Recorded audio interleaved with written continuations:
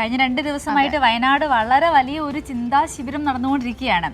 ലക്ഷ്യ leaders summit ഇപ്പോൾ ഇന്നിതാ വയനാട് സമാപിച്ചിട്ടുണ്ട്.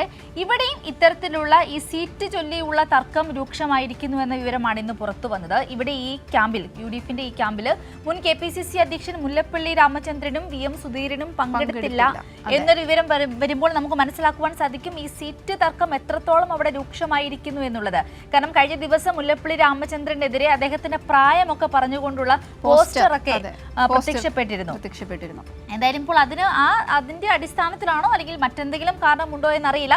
എന്തായാലും മുല്ലപ്പള്ളി രാമചന്ദ്രനും VM സുധീരനും ഇതിൽ പങ്കെടുത്തിട്ടില്ല. സർക്കാരിനെതിരെയുള്ള സമരങ്ങൾക്കുള്ള കലണ്ടർ തയ്യാറാക്കി എന്നതല്ലാതെ സ്ഥാനാർത്ഥി നിർണയം, വയനാട് ദുരന്തബാധിതരുടെ വീട്, മറ്റത്തൂരിലെ BJPയിലേക്കുള്ള മാറ്റം എന്നിവയിലൊന്നും കൃത്യമായ ഉത്തരം കണ്ടെത്താനാവാതെയാണ് ലക്ഷ്യം സമാപിച്ചത്. അതായത് ചോദിക്കേണ്ട ചോദ്യങ്ങൾ ചോദിച്ചുമില്ല, ലഭിക്കേണ്ട ഉത്തരങ്ങൾ ലഭിച്ചിട്ടുമില്ല. പക്ഷേ ഈ ഒരു ലക്ഷ്യം അത് ആ ക്യാമ്പ് അവിടെ സമാപിച്ചു. പക്ഷേ ഉത്തരങ്ങളും ചോദ്യങ്ങളും എല്ലാം ബാക്കിയാകുന്ന കാഴ്ചയാണ് കാണുവാൻ സാധിച്ചത്. കോൺഗ്രസ് പാർട്ടിയുടെ കെട്ടുറപ്പ്, നിയമസഭാ ഇലക്ഷനിലേക്കുള്ള തയ്യാറെടുപ്പ്, സ്ഥാനാർത്ഥിത്വ നിർണയം ഇതൊക്കെയായിരുന്നു ലക്ഷ്യ ക്യാമ്പ് തുടങ്ങുമ്പോൾ KPCC മുന്നോട്ട് വെച്ച അജണ്ട. ക്യാമ്പ് ആരംഭിച്ചപ്പോൾ തന്നെ പണിപാളി. മുതിർന്ന കോൺഗ്രസ് നേതാക്കളും നിലവിലുള്ള MPമാരും യുവാക്കളുമെല്ലാം സ്ഥാനാർത്ഥിത്വത്തെ ചൊല്ലിയുള്ള തർക്കങ്ങൾ ആരംഭിച്ചു. മുല്ലപ്പള്ളി രാമചന്ദ്രനും VM സുധീരനും അടക്കമുള്ള മുതിർന്ന നേതാക്കൾ ലക്ഷ്യ ക്യാമ്പിൽ നിന്നും വിട്ടുനിന്നു. ഉദ്ഘാടന പ്രസംഗത്തിൽ തന്നെ KC വേണുഗോപാൽ നടത്തിയത് മുല്ലപ്പള്ളി രാമചന്ദ്രനും K മുരളീധരനും എതിരെയുള്ള വാക്കുകളായിരുന്നു.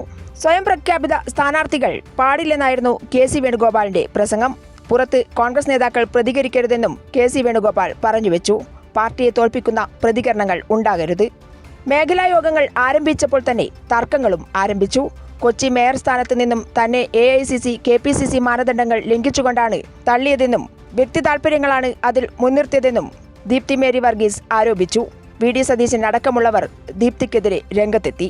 പുനർജനിയിൽ അന്വേഷണം നടക്കട്ടെ എന്നായിരുന്നു രമേശ് ചെന്നിത്തലയുടെ മാധ്യമങ്ങളോടുള്ള പ്രതികരണം. അതേസമയം ദുരന്തബാധിതർക്കുള്ള വീടിനെക്കുറിച്ച് ഇന്ന് വാർത്താസമ്മേളനത്തിൽ KC വേണുഗോപാൽ അടക്കമുള്ള നേതാക്കൾ കൃത്യമായി മറുപടി പറയും എന്നും ചെന്നിത്തല പറഞ്ഞിരുന്നു. വാർത്താസമ്മേളനത്തിൽ KC വേണുഗോപാൽ പങ്കെടുത്തില്ലെന്ന് മാത്രമല്ല, KPCC പ്രസിഡന്റ് ദുരന്തബാധിതരുടെ വീടിനെക്കുറിച്ച് മറുപടിയൊന്നും പറഞ്ഞതുമില്ല. കൃത്യമായ ഒരു തീയതി പറയാൻ കഴിയില്ല എന്നായിരുന്നു അദ്ദേഹത്തിന്റെ പ്രതികരണം.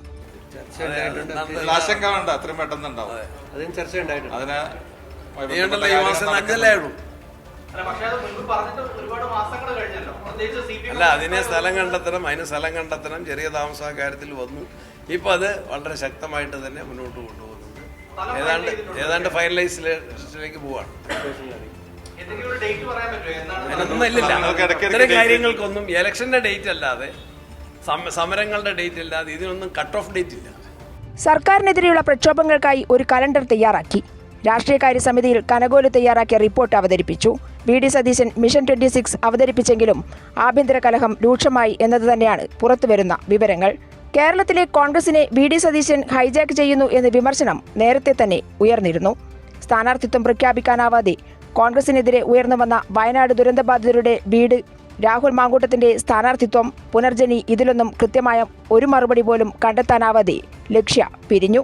സംഘടനയിലെ അച്ചടക്കവും കെട്ടുറപ്പും, നിയമസഭയിലെ സ്ഥാനാർത്ഥിത്വം, ഇതൊക്കെ പ്രതീക്ഷകളോടെ പങ്കുവച്ചുകൊണ്ട് കോൺഗ്രസ് നടത്തിയ ലക്ഷ്യം കാണാതെ അവസാനിച്ചു.